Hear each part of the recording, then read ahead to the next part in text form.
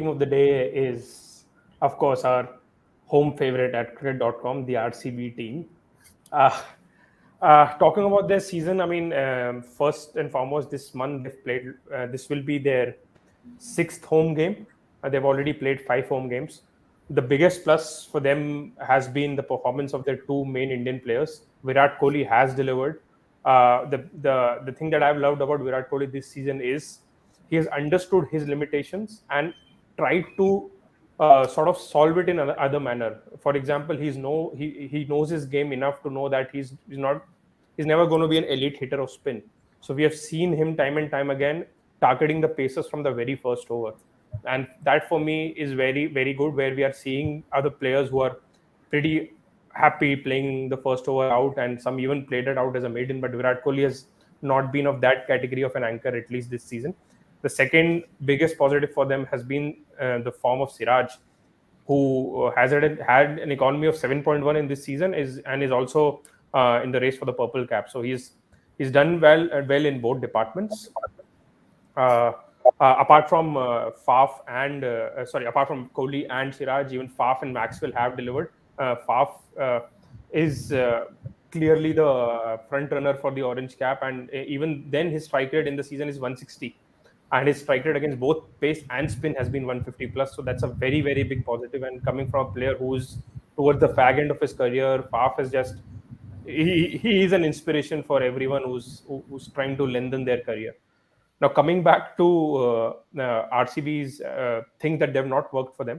So Faf, Maxwell, and Kohli, uh, they've accumulated 937 runs together at a strike rate of 162. If we take these out, others have added only 255 runs. That is close to 25 or 26%. And others' collective strike rate has been just 110.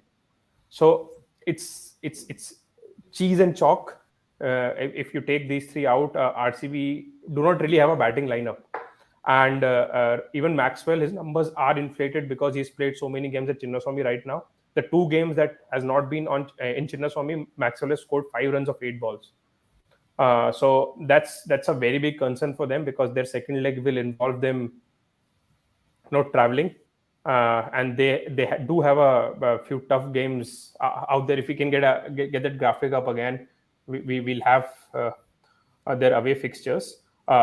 One thing that has not worked for them is their spin bowling unit. The spin bowling unit as a whole have been the most costliest, but that is primarily due to them playing on Chinnaswamy. So one thing that their spinners would love is that they are now traveling and playing away games in Lucknow, Delhi, and even Hyderabad. So at least Hasaranga will feel ki haan bhai, now I have a chance to improve my numbers. Other than that, I think RCB are a team that is still looking for an ideal 11, and by halfway season, if you've not identified your ideal 11, that's never a good sign. So I mean, that is RCB's season so far. But looking at their away fixtures, which will be in tough venues where spin bowling would be very conducive, I think their batting is going to struggle. Yeah, but I feel that given the fact that they play a lot of away matches in the second half, it might just end up working in their favor as well, because one of the biggest factors for RCB that has worked against them year after year, and even this season towards the start, was the Chinnaswamy factor, right? It's basically a gamble playing at the Chinnaswamy. You either win like how they did against Rajasthan or Delhi, or you just get thrashed. So there is that unpredictability when it comes to Chinnaswamy. You can play well and still lose, but I think in other venues, if you play well, you will more often than not win. So that is there. But yeah, I think the second half of the season is a boon for RCB's bowling and kind of a bane for their batting, especially because in venues like Lucknow, where I'm sure that their batters are going to struggle, and it is where Kohli's weakness against spin might actually come to the fore properly again. It depends on whether he hits out and gets out, or what they do to tackle it. And Maxwell becomes so key in that next half of the season, because he is their designated spin hitter, right? In the absence of Patidar, they have no one else really to tackle spin in the middle overs unless Faf is set and he's playing, because Lomdor hasn't worked out. Shabaz Ahmed is not showing the form he Uh, did last season. For some reason, they have been skeptical to use Hasaranga up the order. He's always coming in at 10, 8, 9, wherever. And we know how DK is against spin as well. So yes, that is there. But one more thing I would be interested to see is how the introduction of or the return of Josh Hazelwood impacts the starting 11. Will they go with Willie again? Because Willie, in the limited chances he's got, has done really well. But now will they introduce Hazelwood right away? And how Hazelwood's introduction will probably aid the team going forward. So that is also something I'm really looking forward to see. But I would just like to say that if you had given RCB 4 wins and 3 losses after 7 matches, I think they would have taken it at the start of the season. hmm.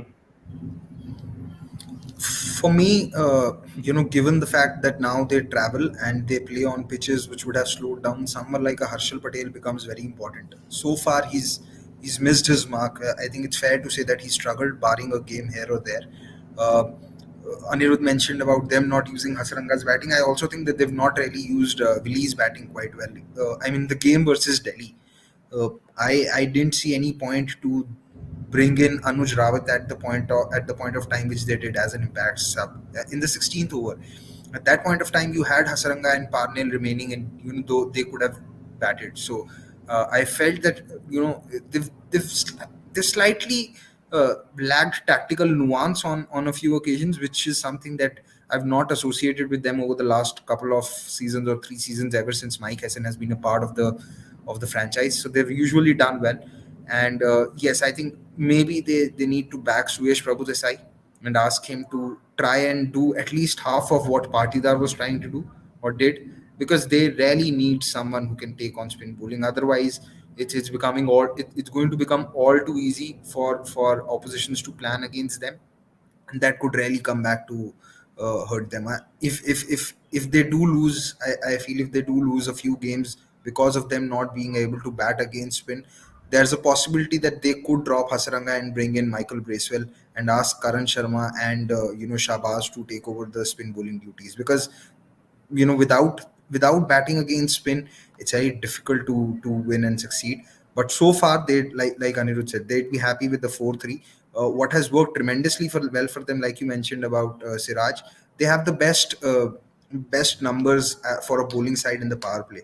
They have a strike rate of 14. They're taking at least 2 wickets in every game if we go by numbers, and Siraj has an economy of less than 5 in the power play. So it's Yeah, outstanding. It's yeah, outstanding for them. yeah. I think the biggest concern for RCB will remain the tough games that they have in the second half, and that basically means that they can't afford to drop points against the weaker teams. Like for example, when they play KKR today, they have to win that game, because